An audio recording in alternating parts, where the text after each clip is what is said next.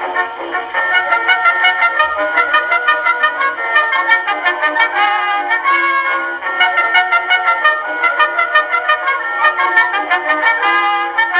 everybody, it's Dick here. Today I'm going to be talking about my BMW F700 GS Touratech Top Box. The Touratech Top Box retails for about £350 off of the Touratech website. The rack that's specific to my bike retails for about £140. Depending on your bike, the rack can retail between £90 and £150. You can see why a lot of us are looking for bargains and deals online. I was thrilled when I found out that this box was for sale online with the associated rack for my bike specifically for £200. I did my due diligence, I asked all the appropriate questions, and I felt confident that I could buy sight unseen. When it arrived, I was quite impressed with the condition of the box. The only trick was that the key barrels that were in it did not have an associated key, as the ad and the emails assured me. When I contacted the seller, she gave me a sob story about how the bike was sold and the key was fitted to the bike and the box, as these can be done. And she assured me that she would help me figure out how to get into the box. I decided to take it upon myself, while waiting for her to respond, to contact Touratech.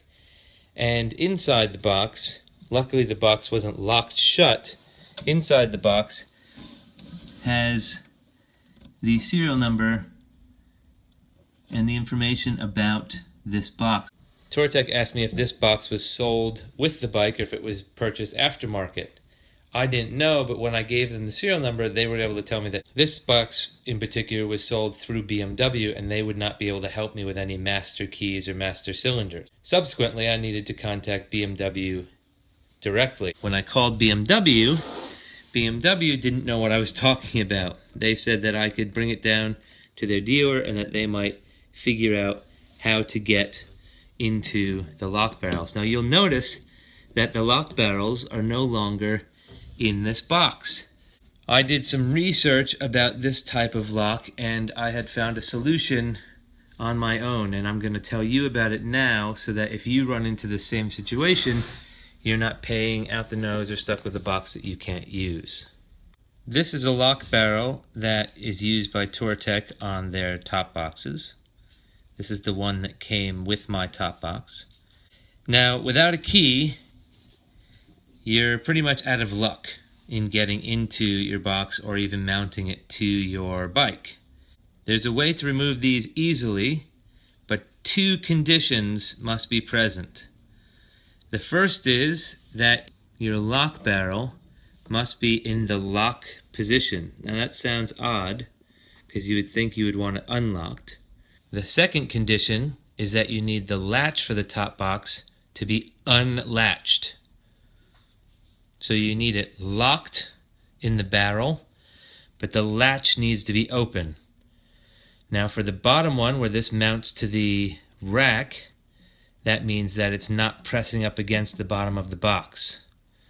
For the top latch, it means that it is open and that you can access the top box. The reason you need this unlatched is to be able to access this space behind the latch system. Now, if your barrel is installed and in the lock position, and you can access the back of the latch, you're in a position where you can remove this barrel relatively easily without getting into a too complicated lock picking or drilling situation.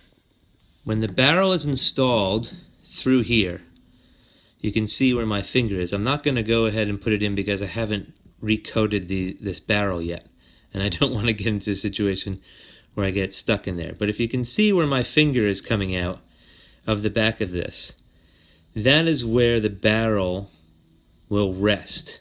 The back of the barrel has this squared off section which acts as the lock against the plastic in the actual housing on the box. Now you can see these spring-loaded blades. This squared off section will come through and set there.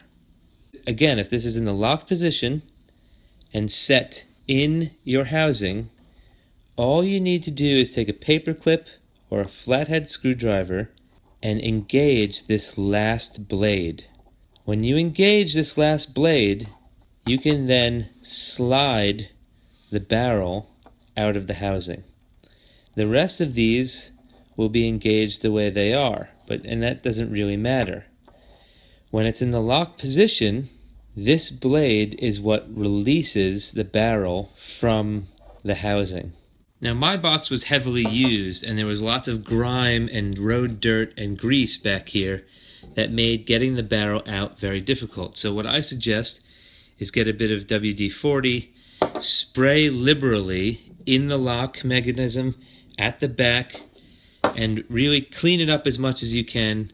Once that's all cleaned out, this will be a lot easier to engage, and it will be easier to slide out of this housing.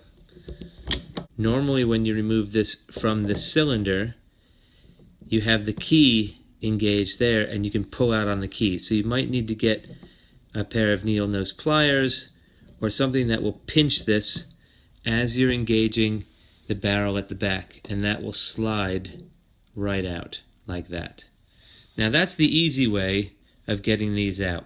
Lock position, open back, engage that last blade and slide it out. Now fortunately, my top latch was open and in the lock position, and I was able to get that out and save the barrel to recode it to my key.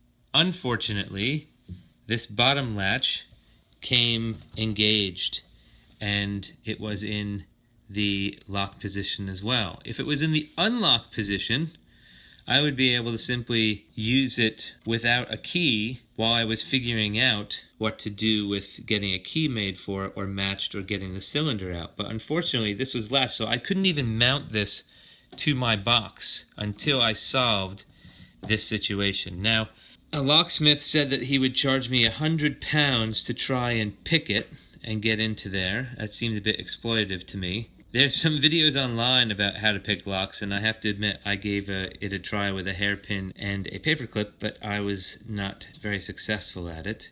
So what I opted to do was to go ahead and drill it out. Now, drilling it out is the most aggressive and potentially dangerous in terms that you might damage what's happening inside. Now, this is a plastic housing, so if someone came with a crowbar, they would be able to wrench this off and they'd be able to get into your top box or steal your top box. This is not a foolproof locking mechanism. This is simply to avoid or to discourage opportunistic thieves. If someone wants to get into your box, they're getting into your box because this is plastic. And you can see that this same plastic is what makes the plates against which these blades push.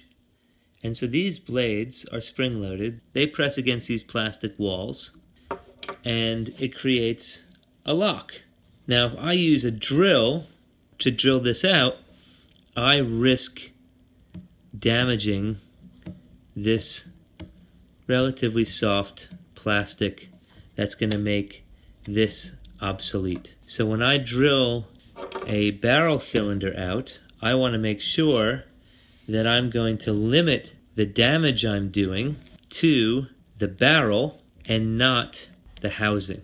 Now you can see, looking down the end of that barrel, is these various blades that come in and press and create that lock. Now if my key doesn't fit, or if I have a key that doesn't fit, that's what's preventing these springs from releasing. Now if I put the right key in there, the notches along my key open it and allow me to turn the lock freely. Those things that are pushing, those bits of the lock blades, are the first things that I'm going to drill out. So I'm going to start small, maybe even as small as this here, and I'm going to start drilling and limit my drilling to the actual keyhole. And I'm going to move the drill from side to side and try and damage those spring-loaded blades so that they'll release Drilling inside is going to allow me to break these mechanisms and allow me to move the barrel inside the plastic cylinder and remove it. Now, I'm not going to show you how to drill it. A reasonably intelligent person with the right tools can follow these instructions and work it out for themselves. I'm not going to give an instruction to a wannabe thief. Someone who is responsibly trying to access their own box and remove these barrels and no other way is available to them, they can go ahead and start drilling with small bits and progressively get larger and larger until they've made enough damage that the key is not required to remove that barrel. Now, just to show you, this is one of the blades that's slid inside. Now, what you need to do is damage that blade enough that it doesn't do its job. This is a result of the one that I drilled out. Now you can see I was quite careful and there is no damage to the plastic cylinder. So I can purchase another barrel and it will work quite easily in that housing. I started with a very small bit and progressively worked up. I started inside the lock. Most of the damage you can see is happening inside the actual lock. I then went to either side and started trying to damage the blades or any springs on either side. This was a bit disconcerting because I ended up going out of the sidewall, and I thought that when that happened, I had damaged the housing. Luckily, I hadn't. The risk is there. I probably drilled more than I needed to, but I drilled as conservatively as I thought at the time in order to get it to release. You can see these spring-loaded blades don't work anymore, and that they're all slotted in so that I could pull the cylinder out. Don't drill aggressively. Don't drill quickly. Go slowly. Work up in size. Use WD-40 to keep it lubricated and keep your drill moving smoothly. Use metal drill bits, not masonry or wood drill bits. If you decide that drilling out your lock barrel is the way to go, wear the appropriate safety gear. Wear eye protection, hand protection. You might want to wear a ventilator. There's lots of metal dust that kicks up. Just don't be casual. Don't think that this is just an easy, quick little task.